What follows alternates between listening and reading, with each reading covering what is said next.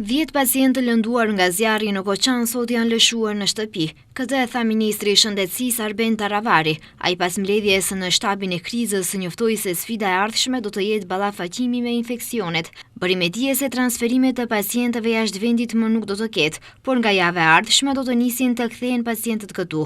Në ndërkohë shtoi se do të përgatisin protokolle dhe pacientët do të ekzaminohen këtu, pas së cilës ata që janë në gjendje të mirë mund të lëshohen në shtëpi.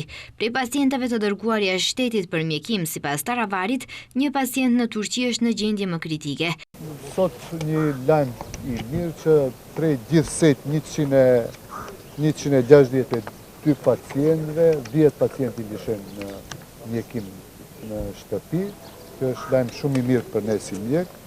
57 pacientë gjenden në klinikat në Maqedoni. Pacientët tjerë në shtetet, tash t'i numroj edhe njerë, Serbi, Bullgari, Greqi, Turqi, Spanjë, Austri, Ungari, Kroaci, Sloveni, Lituani, Belgjik, Itali, Suedi dhe Poloni. Lidhur me shpenzimet e trajtimit të pacientëve jashtë vendit, Taravari tha se në 99% të rasteve, trajtimi është falas dhe nuk ka nevojë për mbledhje fondesh. Në